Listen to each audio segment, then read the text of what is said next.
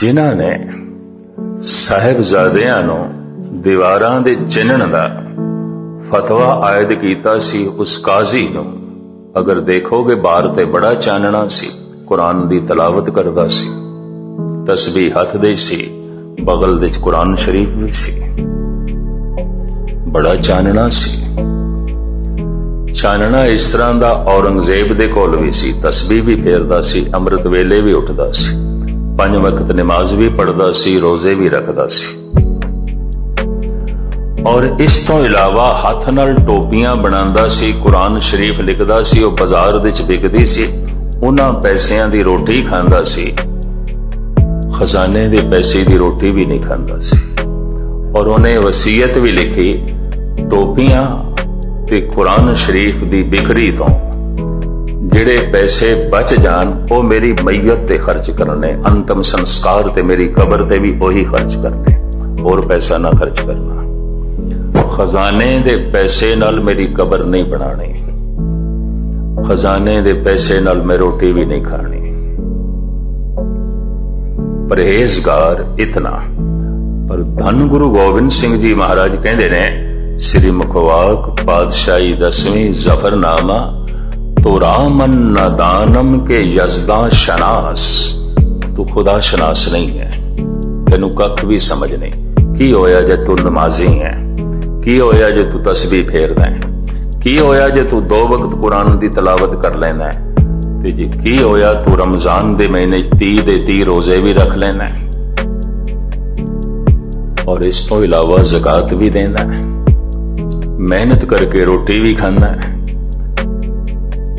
ਸ਼ਰਾ ਦੇ ਤਲ ਤੇ ਤੂੰ ਠੀਕ ਹੈ, ਕ੍ਰਿਤ ਦੇ ਤਲ ਤੇ ਤੂੰ ਠੀਕ ਹੈ, ਨੀਅਤ ਦੇ ਤਲ ਤੇ ਤੂੰ ਬੈੜਾ ਹੈ, ਵਿਚਾਰਾਂ ਦੇ ਤਲ ਤੇ ਤੂੰ ਗਲਤ ਹੈ। ਤੋ ਰਾਮਨ ਨਦਾਨਮ ਕਿ ਯਜ਼ਦਾ ਸ਼ਨਾਸ, ਬਰਾਮਦ ਜ਼ਾਤੋ ਕਾ ਰਹਾ ਦਿਲ ਖਰਾਸ਼। ਸਮਾਜ ਦੀ ਨਿਗਾਹ ਦੇ ਤੂੰ ਚੰਗਾ ਬਣਨ ਲਈ ਐਸਾ ਕਰਦਾ ਹੈ ਤਾਂ ਠੀਕ ਹੈ, ਸਮਾਜ ਤੈਨੂੰ ਚੰਗਾ ਮੰਨ ਰਹੀ ਹੈ, ਖੁਦਾ ਦੀ ਦ੍ਰਿਸ਼ਟੀ ਤੂੰ ਚੰਗਾ ਨਹੀਂ ਹੈ। ਤੂੰ ਉਹ ਕੰਮ ਕੀਤੇ ਨੇ ਜਿਹਦੇ ਨਾਲ ਲੋਕਾਂ ਦੇ ਦਿਲਾਂ ਨੂੰ ਚੋਟ ਪਹੁੰਚੀ ਹੈ, ਖਰਾਸ਼ ਪਹੁੰਚੀ ਹੈ। ਖੁਦਾ ਸ਼ਨਾਸ ਖਰਾਸ਼ ਨਹੀਂ ਪਹੁੰਚਾਉਂਦਾ। ਮੈਂ ਇੱਕ ਦਫਾ ਫਿਰ ਦੁਹਰਾਵਾਂ, ਕਰਮ ਕ੍ਰਿਤ ਕਰਮ ਵਿਚਾਰ, ਤਨ ਦੇ ਤਲ ਤੇ ਕੀਤਾ ਕਰਮ, ਮਨ ਦੇ ਤਲ ਤੇ ਕੀਤਾ ਕਰਮ। ਜ਼ਬਾਨ ਨਾਲ ਹੱਥਾਂ ਨਾਲ ਜੋ ਬਾਹਰ ਪ੍ਰਗਟ ਹੋਵੇ ਇਹਨੂੰ ਕਹਿੰਦੇ ਨੇ ਕਰਮ ਕ੍ਰਿਤ, ਤੇ ਮਨ ਦੇ ਅੰਦਰ ਜੋ ਚਲੇ ਕਰਮ ਵਿਚਾਰ, ਕਰਮ ਨੀਅਤ, ਕਰਮ ਭਾਵਨਾ।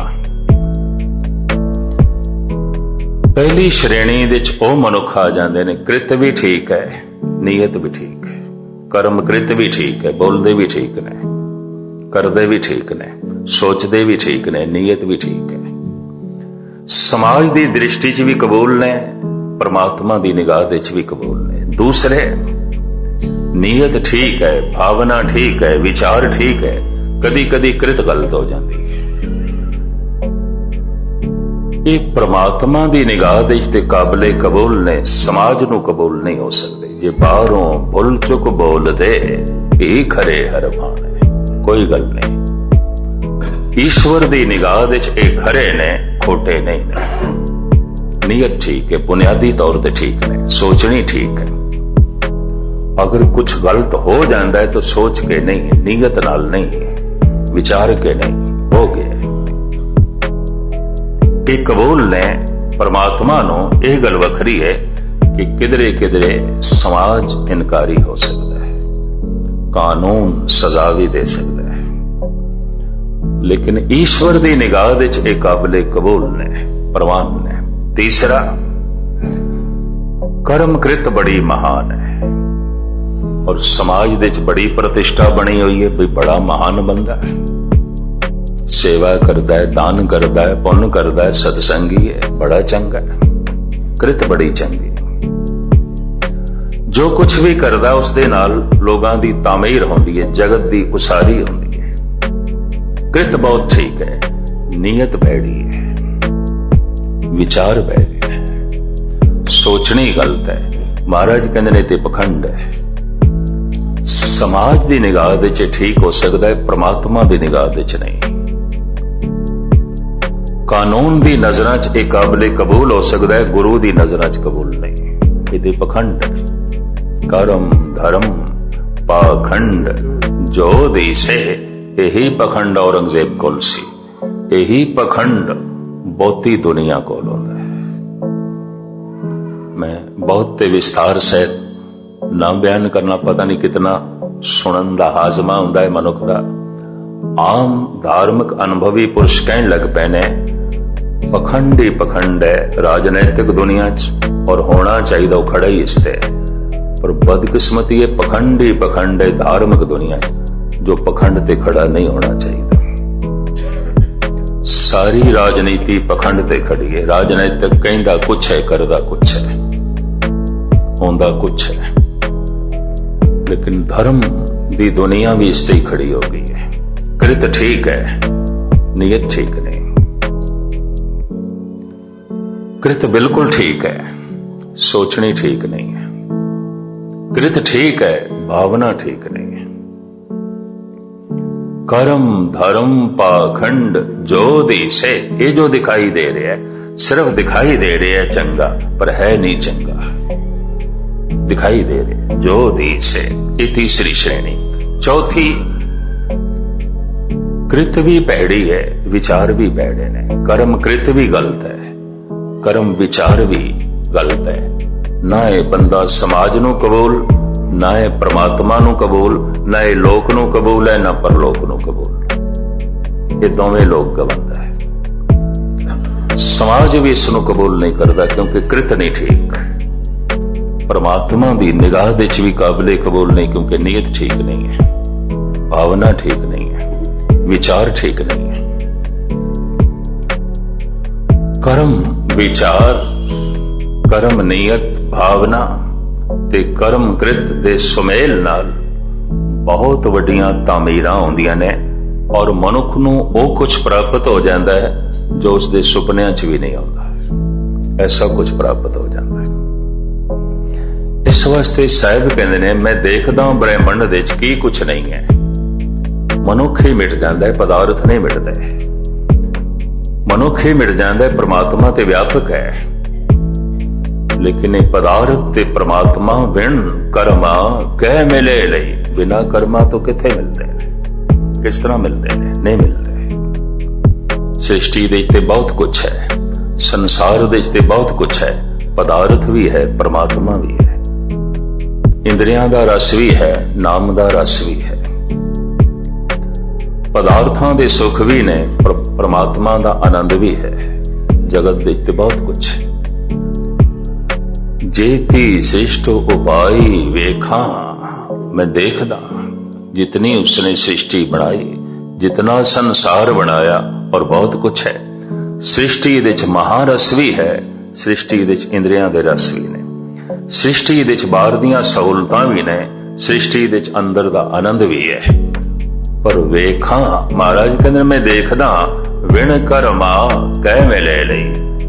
बिना कर्मा तो की प्राप्त होता है? कुछ भी नहीं प्राप्त होता। अगलियां पंक्तियां आपसे। मत विच रतन जवाहर मानक, जे एक गुर की सिख सुनी। परिपूर्ण परमात्मा ने मनुख दी जो बुद्ध बना देती है, अकल बना देती है, मन बना देता है, ये रत्ना दी खान है। खान है, खुदाई करनी पड़ेगी। ते खुदाई करना की है? जे एक गुर की सिख सुनी। श्रुतवा धर्मंग विजानाति। सुनन दी कितनी महिमा है, अगे 4 पौड़ियां सुनन दी आणगियां, खुलासा मैं उसे च करांगा। महाराज कहते ने इस खान दी खुदाई करना की है? मत दी खुदाई करना की है? मत दे च रतन पए ने। ज्ञान दा रतन पिया, सबर संतोख दा रतन पिया, प्रेम दा रतन पिया,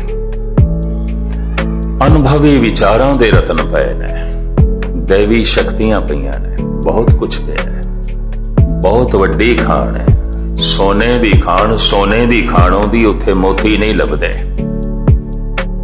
हीरियां दी खान, हीरियां दी खाणों दी उत्थे सोना नहीं लभदा। पर मत एक ऐसी खान है, इहदे च हर तरह दे रतन ने, हर तरह दी कीमती धातुआं ने, हर तरह दियां सौगातां ने। मत विच रतन जवाहर माणक, जे एक गुर की सिख सुनी, जे किधरे एक गुरु दी सिखिया सुन लवे और इको ही सिखिया कि वाहिगुरु मंत्र दा जप, जपो ता एको नामा अवर निराफल कामा। बहुत सारे शब्दां दा पाठ, रोज रोज दा सत्संग, कथा कीर्तन दा सुनना, किधरे मनुख एक अखर दे जप ते आ जाए, ताई मन एक होवेगा, ताई उस एक नाल जुड़ सकेगा। जिस दा मन एक हो सके ते एक तां हो सकेगा कि रसना ते एक आवे, रसना ते एक आवे। बहुती बाणी दा पाठ करना है और कर करके ये अवस्था बने कि रसना ते एक अखर आ जाए। बहुती कथा सुननी है, कीर्तन सुनना है ताकि मन प्रेरिया जाए और एक अखर जपन नूं राजी हो जाए। मैं अक्सर अर्ज करदा हूं, कीता होया सत्संग उसे दिन सफल समझना जिस दिन मन जपन नूं राजी है, वरना नहीं। ते कीते होए जप दा उस दिन फल समझ लेना जदों वाहिगुरु वाहिगुरु आखदियां रस आण लग पए, स्वाद आण लग पए। प्रभ जी बसे साध की रसना, नानक जन का दासन दसना। सत्संग दा फल मिल गया, क्यों? जपन नूं मन राजी हो गया, ते जप दा फल मिल गया, महारस की प्राप्ति हो गई, महा आनंद की प्राप्ति हो गई, दैवी गुणा की प्राप्ति हो गई। तो साहिब कहते ने सब कुछ अंदरों ही प्रगट होता है, बाहरों नहीं मिलता। ये महारस बाहरों नहीं प्राप्त होता, अंदरों ही प्रगट होता है, बशर्ते गुरु की एक शिक्षा एकाग्रता नाल सुन लवे। हाँ जी, गुरा एक दे बुझाई। अगों प्रार्थना है, अरदास है। गुरु घर दे प्रधान साधन अरदास नहीं मनिया। मैं इस वास्ते कि किधरे मनुख दे अंदर ये भुलेखा ना पैदा हो जाए कि वाकई जे मेरे कर्म नाल हुण मिलना है तो फिर अरदास की की लोड़ है, फिर मेरा कीता कर्म उसकी कीमत हो गई। कीमत पाए न कहा जाए, कहने वाले तेरे रह समाए। कर करके मनुख जब थकदा है ताई अरदास निकलदी, उंज निकलदी नहीं, पैदा ही नहीं होती। समझ समझ के मनुख समझदा है कि ए प्रभु मैं तेनू नहीं समझ सकता, पर समझ समझ के समझदा है, उंज नहीं। बहुत वड्डी समझ है, इस तो वड्डी होर कोई समझ नहीं। केड़ी? हे प्रभु मैं तेनू नहीं समझ सकता, इस तो वड्डी होर कोई समझ ही नहीं है, मैं नहीं समझ सकता। कर करके पता चल जाता है और कर्मां दा फल समझ लो कि हे प्रभु तू मेरी कृत दे नाल प्राप्त नहीं हो सकता। क्यों? फिर मेरी कृत तेरी कीमत हो गई, फिर कृत दी लोड़ नहीं। कृत तो थकना चाहिए, कर करके थकना चाहिए। थकिया होया मनुख ही अंदरों अरदास करेगा, इस दे अंदरों अरदास निकलेगी। कर कर हारी थाकी अनत भौभांति। हे प्रभु अनेका तरह के कर्म कर करके थक गए, टूट गए, अंदरों अरदास निकलती है। बुरा एक दे बुझाई, सपना जियां का एक दाता। एक दी सूझ करा दे, समझ करा दे, किस दी? सबना जियां का एक दाता, सो मैं विसर ना जाई। जिस तो सारे जीव तरह तरह दियां दातां प्राप्त करते ने, सौगातां प्राप्त करते ने, उसकी याद बनी रहे, ਉਹਦਾ सिमरन बनिया रहे। जिन्हों याद करिए रिश्ता जुड़ता है, जिन्हों भुल जाइए रिश्ता जो है टुटता है। और वो भुलिया क्यों है? क्यों भुले? जे भुलदे ही रिश्ता टुटता है ते जे याद करदे ही रिश्ता जुड़ता है, और उसनों याद करना ही बंदगी है। तो ये मनुख करदा कि उन्हें अगली पौड़ी सतगुरु कारण दसदे ने। लड़ीवार ये जपजी साहब की जो है विचार है। बाकी आप जी के सामने कल क्योंकि लेट ना करिए, गुरुमुख प्यारे ने एक शब्द आपनों कीर्तन राही सरवण कराना है, नाले आनंद साहब का जो है पाठ इत्थे ही समाप्ति। धन गुरु नानक देव जी महाराज बख्शिश करन, रहमत करन। ये जो अंतरीव तीर्थ है और जपजी साहब जी पंक्तियां आ जाणगियां, सुनिए मनिए मन कीता भाव अंतरगत तीरथ मल्ला। तीर्थ नावण जाओ तीर्थ नाम है, तीर्थ शब्द विचार अंतर ज्ञान है। सतगुर रहमत करन इस तरह के तीर्थ की सानू समझ पवे। जपण नूं मन राजी होवे, एक शिक्षा ग्रहण करन नूं जो है मन राजी होवे, ताकि मत विच जो अनेकां रत्नां दे पदार्थ ने उसनूं इस जीवन विच प्रगट कर सकीए। ते मैं फिर अर्ज करदे हां, कृत दी अपनी महानता है, नीयत दी अपनी महानता है। जिस ढंग नाल दास ने निखेड़ा कीता इस पंक्ति तो प्रेरित होके, पर कर करके इतना ही पता चलता है, हे प्रभु थक गया, कर करके इतना पता चले है, तू मेरे कीतियां मैनू प्राप्त नहीं हो सकता। समझ समझ के इतना प्राप्त होया कि मैं तेनू नहीं समझ सकता। अगर कोई ये आखे समझ समझ के समझ मिल गई तो गलती च है, भुलेखे च है, अज्ञान है। समझ समझ के ये समझ मिलती है, मैं तेनू नहीं समझ सकता। तू इतना महान है, तू समर्थ वड़ा, मेरी मत थोरी। तू इतना महान है, ਉਹਦੇ सामने मेरी अकल बहुत छोटी, बहुत छोटी। सतगुर रहमत करन, बख्शिश करन, वो साडी याद बने। पर याद दे च क्यों नहीं आउंदा जो कारण सतगुरु दस दिन कल खुलासा करांगे। भुल चुक दी क्षमा समाप्ति। वाहिगुरू जी का खालसा, वाहिगुरू जी। फिर अस्थूल शरीर ग्रहण कर लेंदा है। जो कुछ इस जन्म दे च कीता है, वो संस्कार भी उसे ही सूक्ष्म ढांचे दे च ने। तप दी अग्नि नाल वो सूक्ष्म शरीर जलदा है, खत्म होंदा है। धर्म राय दर कागज फारे, जन नानक लेखा समझा। साडे कागज फाड़ दिते गए, सूक्ष्म शरीर खत्म हो गए। सारे कर्म मिट गए ने, सारे संस्कार खत्म हो गए ने। हुण असी परमात्मा ज्योति दे च एकमिक हो गए। इसे नूं कहा ज्योति जोत रली, संपूर्ण थे आराम। मर के कोई ज्योति जोत नहीं समांदा, ये भी मैं अर्ज करते हैं। जो जींदियां जी जोत दे च जोत नहीं होया, ज्योति जोत रली। जो जीवदियां जी संपूर्ण नहीं होया, मर के संपूर्ण नहीं होता। ਇਹ ਗੱਲ ਵੱਖਰੀ ਹੈ। ਹਰ ਲਾਸ਼ ਨਾਲ, ਹਰ ਮੁਰਦੇ ਨਾਲ ਲਫ਼ਜ਼ ਅਸੀਂ ਜੋੜਦੇ ਹਾਂ, ਫਲਾਣਾ ਪੂਰਾ ਹੋ ਗਿਆ, ਪੂਰਾ ਹੋ ਗਿਆ, ਹੱਦ ਹੋ ਗਈ। ਜੰਮਿਆ ਅਧੂਰਾ, ਜੀਵਿਆ ਅਧੂਰਾ, ਮਰ ਕੇ ਪੂਰਾ ਹੋ ਗਿਆ। ਬੜਾ ਸੌਖਾ ਕੰਮ ਹੈ। ਫਿਰ ਤੇ ਹਰ ਇੱਕ ਮਰਦਾ, ਹਰ ਇੱਕ ਪੂਰਾ ਹੋ ਗਿਆ। फिर ते पशु पक्षी भी पूरे हो गए। नहीं, जीवन दे तलाश पूर्णता दी है। मनुख जीवदा अधूरा है, मरदा भी अधूरा है। अस्थूल देह ही खत्म होंदी है, सूक्ष्म ढांचा खत्म नहीं होता। सूक्ष्म शरीर संस्कारां दा पुतला है, कोई इस मोटी अख नाल नहीं देख सकते।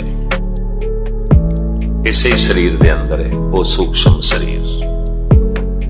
वो लंबे समय तक कईयां दे शरीर वो भटकदे भी ने, वो सूक्ष्म शरीर जिस दे अनंत जन्मां दे दुख सुख संताप संस्कार मौजूद होंदे ने। तप दी अगन नाल उसे सूक्ष्म शरीर नूं जलाना होंदा है। और जिसने उस सूक्ष्म शरीर नूं जला दिता है, उसका अंतिम संस्कार हो गया। उन्होंने किसी अंतिम संस्कार की लौड़ नहीं, उन्हें तो क्रिया कर ली, वो तो जीवदियां जी पूरा हो गया, पूर्ण पुरख हो गया,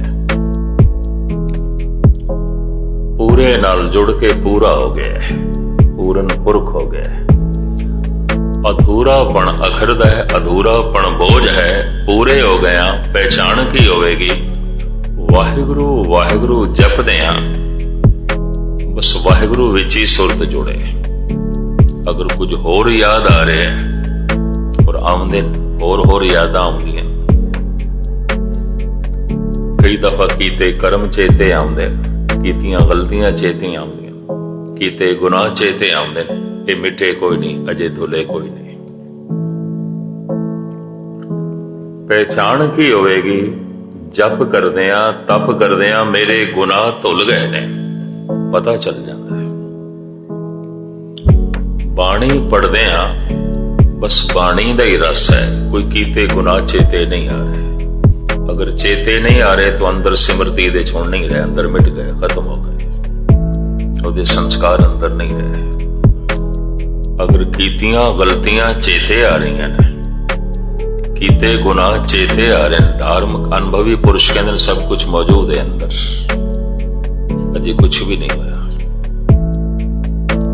सारा अनर्थ मौजूद है, संस्कारां दे रूप विच मौजूद है, सूक्ष्म शरीर दे अंदर सब कुछ मौजूद है। और जिस दिन ये अस्थूल देही जला दी जाती है, दफन कर दी जाती है, सूक्ष्म शरीर सारे उसे अनर्थ नूं लेके फिर जन्म लेता है।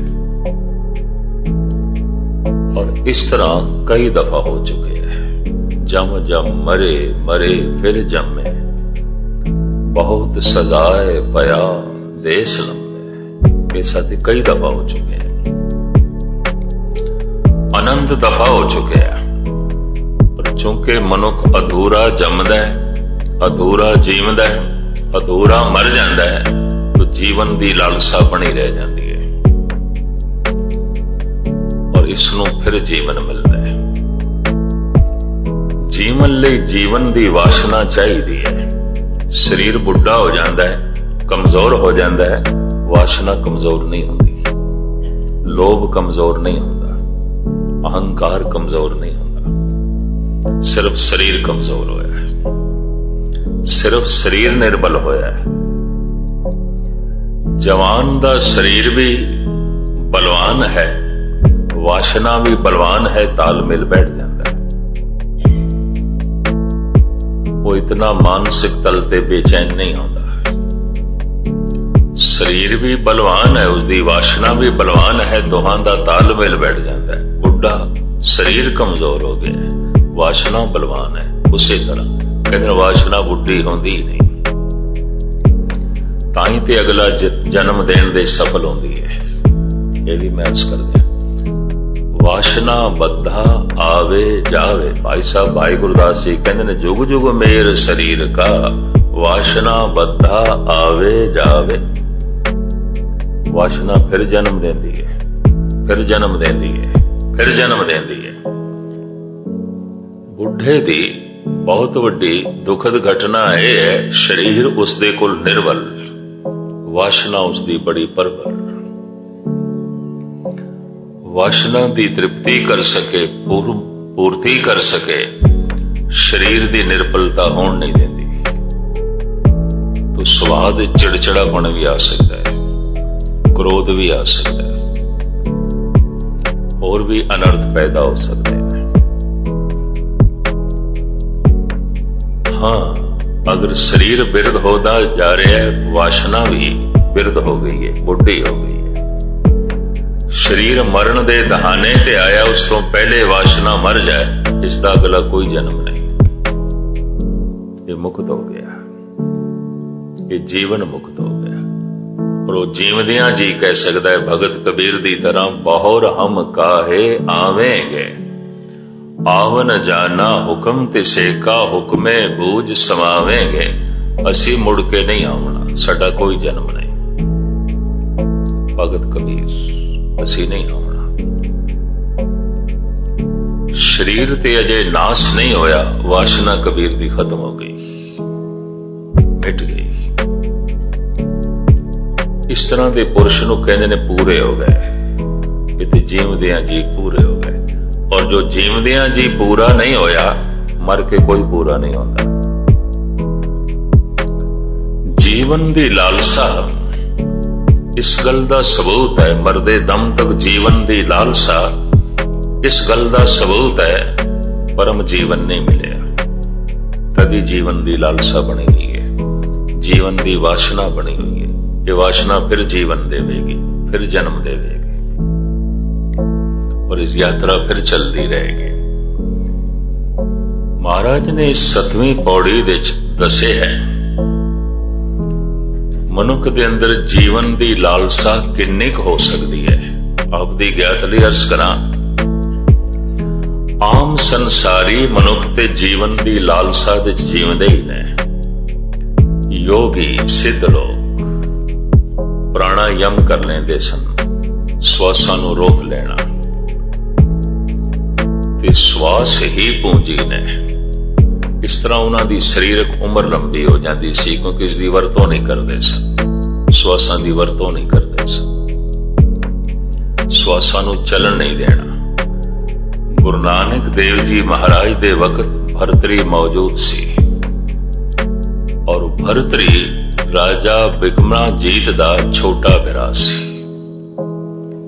ਹਿੰਦੁਸਤਾਨ ਵਿੱਚ ਜਿਹੜਾ ਬਿਕਮਨੀ ਸੰਮਤ ਚੱਲਦਾ ਹੈ ਰਾਜਾ ਬਿਕਮਾਜੀਤ ਦੇ ਨਾਂ ਤੇ, ਇਹ ਉਸਦਾ ਛੋਟਾ ਭਰਾ ਸੀ ਰਾਜਾ ਭਰਤਰੀ। ਬਿਕਮਾਜੀਤ ਜਿੱਥੇ ਉਜੈਨ ਦਾ ਰਾਜਾ ਸੀ, ਉਜੈਨ ਦੇ ਨੇੜੇ ਇੱਕ ਬਹੁਤ ਵੱਡਾ ਸ਼ਹਿਰ ਹੈ ਧਾਰ। ਇਹ ਭਰਤਰੀ ਉੱਥੋਂ ਦਾ ਰਾਜਾ ਸੀ। ਧਾਰ ਸਟੇਟ ਰਜਵਾੜਾ ਹੀ ਸੀ ਦੇਸ਼ ਦੀ ਵੰਡ ਤੋਂ ਪਹਿਲੇ। 47 ਤੱਕ ਤੇ ਰਜਵਾੜਾ ਹੀ ਸਨ। ਇਹ ਧਾਰ ਸਟੇਟ ਦਾ ਰਾਜਾ ਸੀ। ਬਿਕਮਾਜੀਤ ਉਜੈਨ ਦਾ ਰਾਜਾ ਸੀ, ਛੋਟਾ ਭਰਾ ਸੀ। ਬਿਕਮਾਜੀਤ ਨੂੰ ਹੋਇਆ ਅੱਜ 2,2500 ਸਾਲ ਤੋਂ ਉੱਚੇ ਹੋ ਗਏ ਨੇ। तो कम से कम भरतरी 5-4 साल छोटा होगा, और कितना होगा 2000 साल इंज कह लो होया हो गए। पिछे काफी रोला पिया रहा। मैं इधर कैलिफोर्निया के इलाके च देखा 2 साल पहले, आन 78 जान 97 और भी उठ सी मर्द का चेहरा। 97 सब कुछ नष्ट हो जाएगा, सब कुछ खत्म हो जाएगा। 95-96 कैलिफोर्निया के इलाके कनेडा च इस गल का बड़ा रोला मैं देख के हैरान होया। मैनू मत्था मारना पिया हर जाते। ये 97 जो गुरु ग्रंथ साहब जी लिखा है बिक्रमी सम्मत है, ईसवीं सम्मत नहीं है, ईसवीं सम्मत नहीं है। वो तो हो गया उसका बिक्रमी सम्मत नाल ईसवीं सम्मत नाल कोई मतलब नहीं। गुरु नानक देव जी महाराज दे वक्त हिंदुस्तान दे च ईसा दा सन नहीं चलिया सी, बिकमाजीत दा चलदा सी। और सतगुरु अपने वक्त का जिक्र करते हैं, वो शेर शाह सूरी दा, बाबर दा, तो हो गया उसका तो इस नाल कोई मतलब नहीं। और करीबन वैनकूवर दियां संगतां, कैलिफोर्निया दी संगतां कहण जी संत जी गल थोड़ी कहंदे, संतां दी एक वीडियो टेप घर दे चल रही सी। गुणी ज्ञानियां नूं नहीं पता हुंदा। जद 97 भी लंघ गया, 1-2 घरां ने ते कामकार भी छड्ड दिता सी। कहंदे सब कुछ तबाही हो जाना, असीं हुण बैठ के बाकी जिंदगी भजन च करदे, सब कुछ ते खत्म हो जाना है। 1-2 ने नौकरियां भी छड्डियां सन, सब कुछ ते मिट जाना है सदान विच। इत्थे तक वहम भावें मैं खपदा रहे बिकमी सम्मत है, ईसवीं सम्मत नहीं है। वो कहन जी नहीं ईसवीं सम्मत है। मैं कि गुरु नानक देव जी महाराज दे वक्त चले ही नहीं सी, ये है ही नहीं सी। पर हुण जद मैं वो नहीं सजना तो पूछया तुसी भी मौजूद है, धरती भी मौजूद है, आसमान भी मौजूद है। कहंदे नहीं जी वो संतां ने अरदास की सी, तपस्या की सी, इस कारण करके घटना मुड़ गई। लोग इस तरह बहाने लभ लेंदे। धार्मिक अनजानपने की भी इंतहा है। भरतरी गुरु नानक देव जी महाराज दे वक्त मौजूद सी। गोरख तो इसने सिर्फ अपनी उम्र लंबी करने का ढंग ही सीख लिया सी। प्राणायाम की साधना, श्वासां नूं रोक लो, जीवन नूं खर्च नहीं करना। गुरु नानक दे वक्त मौजूद सी। और जद प्राणायाम की साधना दे च सफल होया, सालां बदी बैठा रहिंदा सी उस तरह ही साधना दे च। ਸਿਆਣਾ ਸੀ, ਸੂਝਵਾਨ ਸੀ, ਸੋਚਿਆ ਕਿਆ ਜੀਵਨ ਨੂੰ ਲੰਬਾ ਕਰਨਾ ਹੀ ਜੀਵਨ ਦਾ ਮਨੋਰਥ ਹੈ? ਕਿਆ ਜ਼ਿੰਦਗੀ ਨੂੰ, ਜੀਵਨ ਨੂੰ ਲੰਬਾ ਕਰਨਾ, ਬਹੁਤ ਜੀ ਲੈਣਾ ਹੀ ਕਿਆ ਜੀਵਨ ਦਾ ਮਨੋਰਥ ਹੈ? ਇਹ ਖਿਆਲ, ਇਹ ਸਵਾਲ ਭਰਤਰੀ ਦੇ ਦਿਲ ਦਿਮਾਗ ਦੇ ਉੱਤੇ ਬੋਝ ਬਣ ਕੇ ਰਿਹਾ। ਗੁਰੂ ਨਾਨਕ ਦੇਵ ਜੀ ਮਹਾਰਾਜ ਦੇ ਨਾਲ ਗੋਸ਼ਟੀ ਹੋਈ ਹੈ। ਫਿਰ ਧੰਨ ਗੁਰੂ ਨਾਨਕ ਨੇ 3 ਸ਼ਬਦ ਭਰਤਰੀ ਦੇ ਪ੍ਰਤੀ ਉਚਾਰਨ ਕੀਤੇ ਨੇ ਆਸਾ ਰਾਗ ਦੇ। ਸਿਰਫ ਟੂਕ ਮਾਤਰ ਇਹਨਾਂ 3 ਸ਼ਬਦਾਂ ਦੇ ਪੰਕਤੀਆਂ ਮੈਂ ਤੁਹਾਡੇ ਸਾਹਮਣੇ ਰੱਖਾਂ। ਭਰਤਰੀ ਉਸ ਵਕਤ ਕਾਫੀ ਲੰਬੀ ਉਮਰ ਦਾ ਸੀ, ਗੁਰੂ ਨਾਨਕ ਦੇਵ ਜੀ ਮਹਾਰਾਜ ਦੇ ਵਕਤ। ਸਿਫਤੀ ਰਤਾ ਸਦ ਬੈਰਾਗੀ ਜੂਏ ਜਨਮ ਨਹਾਰੇ, ਕਹਿ ਨਾਨਕ ਸੁਣ ਭਰਤਰ ਜੋਗੀ ਖੀਵਾ ਅੰਮ੍ਰਿਤ ਧਾਰੇ। दूसरा, जल ते उपजे जल ते दूर, जल में जोत रहा भरपूर। सुन भरतर, मुखातब कर रहे हैं गुरु नानक, सुन भरतर नानक कहे विचार, निर्मल नाम मेरा आधार। तीसरा शब्द, सगली जोत हमारी समया नाना वर्ण अनेकन, कह नानक सुन भरतर जोगी पार ब्रह्म लिव एकम। हैरानगी हुई इक्को ही योगी दे प्रति, इक्को ही सिद्ध दे प्रति 3 शब्द। हालांकि सिद्ध गोश दे चरपटनाथ नूं, लाहौरी पानाथ नूं सतगुर मुखातब करदे ने, पर भरतरी नूं इस ढंग नाल समझाया है। भरतरी नाल गुरु नानक दी हमदर्दी। पता है क्यों? भरतरी ने अपनी कमजोरी कबूल कर ली गुरु नानक देव को। कहे जीवन में अजाई गवाया, जीवन में सिर्फ जीवन लई गवाया है, जीवन परम जीवन की प्राप्ति लई नहीं। यही जीवन जीण लई मैं जीवन गवाया है। और गजब दी गल जो उसका ग्रंथ है वैराग शतक, उस दे च इसदा छंद भी मौजूद है, जिस दे च कबूल करदा है, भावें उम्र मेरी लंबी हो गई, मैं सिद्ध हो गया, प्राणायाम दी साधना दे सफल हो गया, लेकिन जीवन ओही है, वासना ओही है, लोभ ओही है, कामना ओही है, मेरे जीवन दे कोई तब्दीली नहीं है, जीवन दा ढंग ओही है। उसका सवैया मैं थोड़े सामने रखा। कहंदा है, जाच जाच के आहार, ना है सोपे स्वादवार, लाभ होत एक वार, भूख ताप को आवार। जद मैं श्वासां नूं शरीर दे चलाना, प्राणायाम दी साधना तो मुक्त होना, तो शरीर दे च फिर भुख भी पैदा होती है। शरीर मंगदा, फिर प्राणा दी हरकत नाल सब कुछ हरकत हो जाती है। गोरख दे दसे होए मत दे मुताबिक सानू भिक्षा मंगनी पैंदी है, ते भिक्षा मंग के लेंदे आ। जाच जाच के आहार, ना है सोपे स्वादवार। लोके बचा कुचा मेरी झोली च पा देंदे ने अपने घर दा, जो उन्होंने खुद नहीं खाना होंदा, वो मेरी झोली च पा देंदे ने। वो कुछ स्वादी नहीं होंदा। भरतरी कहंदे ने, जाच जाच के आहार, ना है सोपे स्वादवार, लाभ होत एक वार, भूख ताप को आवार। दिन रात दे 8 पैरां दे भाव 24 घंटियां च मैं खांदा भी एक टाइम आ, क्योंकि गोरख ने यही आख्या एक वक्त खाना है, रात नूं नहीं खाना।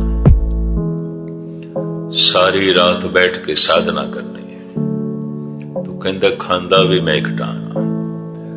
जद भुख दा ताप मैनू जोर नाल तंग करदा है, तो मैं घर घर दे चो भिक्षा मंग के लियाना और एक टाइम खाना।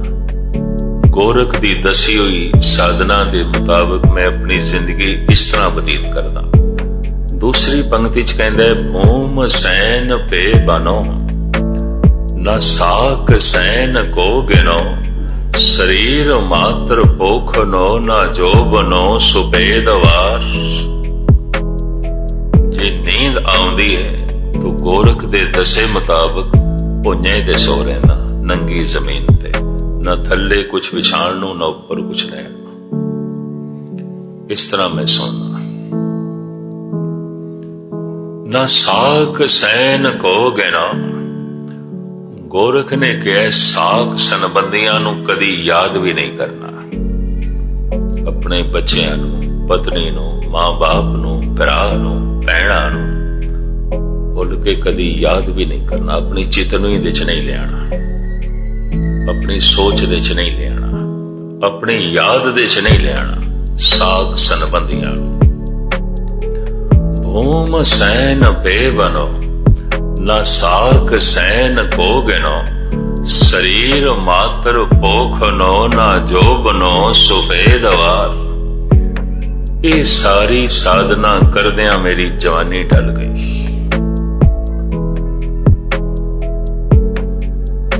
केस चिट्टे हो गए,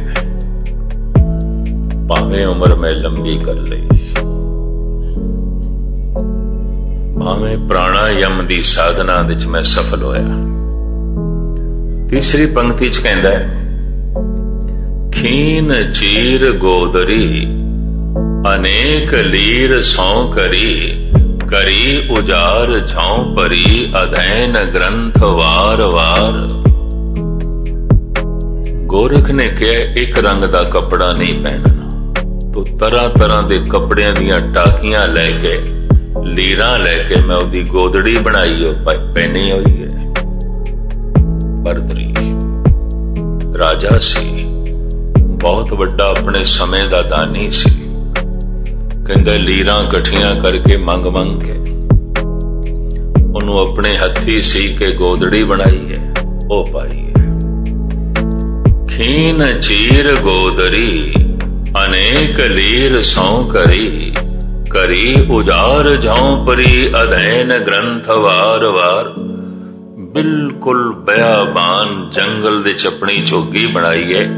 गोरख ने कहा उत्थे रह जिथे मनुखां दा लांगा ही ना होवे, कदी तैनू कोई मनुख दिखाई ना देवे, किधरे फिर तैनू संसार याद ना आ जाए। मनुख नूं देख के किधरे मनुखां दा सारा जगत तैनू चेते ना आ जाए, तेरा पिछोकड़ हंकार फुट ना पवे। तो कहंदा बिल्कुल बयाबान जंगल विच चुग्गी बनाई है। खीन चीर गोदरी, अनेक लीर सौ करी, करी उजार झौं परी, अध्ययन ग्रंथ वार वार। पढ़े हुए ग्रंथां नूं मुड़ मुड़ के पढ़दा रहना, मुड़ मुड़ के मंत्रां नूं जपदा रहना, और मुड़ मुड़ के ग्रंथां नूं पढ़दा रहना। मंत्र जपदियां जपदियां थक जावां, ग्रंथ पढ़दा, ग्रंथां नूं पढ़दियां पढ़दियां थक जावां, मंत्र जपदा। इस तरह मैं अपना जीवन पास करदा। क्या इस नाल आत्म सिद्धि दी प्राप्ति हो गई, जीवन सफल हो गया? आखिरी पंक्ति च कहंदा है, हाय हाय भोग चहे, नाहे मौत अजे अजे, मोर चित बैल के सवार, बैल को सवार। योगियां दा इष्ट महादेव है शिव जी। भरतरी कहंदे ने साडा इष्ट बैल दी असवारी करदा है, बैल नूं काबू रख के चलदा है, पर मेरे मन रूपी बैल ने ते मैनू पछाड़ के परे मारिया है। वही लालसा है, वही वासना है जो मैं घर तो निकलिया सी सैकड़े साल पहले। वही तृष्णा है, वही कुछ। सिर्फ एक ही गल है, उम्र लंबी हो गई है, श्वासां नूं रोक के। अंदर दी दुनिया च कोई तब्दीली नहीं है, कोई पलटा नहीं है। यही कारण है दर्दी दाता धन गुरु नानक देव जी महाराज ने ना सिद्धां ते बड़ा तरस खाता सी। उचेचा सुमेर पर्वत ते गए, इन्हां जोगियां कोल जाण दा होर कोई मतलब नहीं सी भी घर बार भी इन्हां ने छड्डिया, संसार भी छड्डिया, साधना भी की थी ते जीवन दा मनोरथ की रखिया, उम्र लंबी कर लो बस, श्वासां नूं रोक लो, ये तो कुछ भी ना होया। इन्हां ही जोगियां दे इसे ही सिद्धांतिक नुकते नूं मुख रख के मेरे पातशाह ने पौड़ी उचारण की ते आप दी ज्ञात लई फिर अर्ज करा जपजी साहब बहुता सिद्धां दे सामने उचारण होया, सिद्धां नूं समझाया गया और एक गुरु नानक देव जी महाराज दे मूल वचन ने, अमृतमयी वचन ने, जिस विच जीवन दा, भगती दा, परमात्मा दा सारा सार तत्त आ जाता है। जपजी साहब दी समझ पै गई तो सब कुछ दी समझ पै गई, कुछ होर समझण दी लोड़ भी नहीं, होर किसी कोल पुछण दी लोड़ भी नहीं। धन गुरु अंगद देव जी महाराज ते कहंदे ने तिन को क्या उपदेश है जिन गुरु नानक देव, जिन्हां दा गुरु नानक है उन्हां नूं होर उपदेश दी लोड़ की है। कुछ छुपाया नहीं, गुरु नानक ने सब कुछ प्रगट करके रख दिता है, सब कुछ सामने रख दिता है। तो 7वीं पौड़ी दे च मेरे पातशाह कहंदे ने जे जुग चारे आरजा, जे किधरे मनुख दी उम्र 4 युगां वर्गी हो जाए। मैं शायद कल परसों थोड़े सामने विचारां रखियां सन भी धर्म ग्रंथां दे च एक युग दी उम्र लखां साल दी लिखी हुई है, सिर्फ इस कलयुग की उम्र ही 84,000 साल और किधरे किधरे इस तो भी ज्यादा। तो 4 युगां दी ते फिर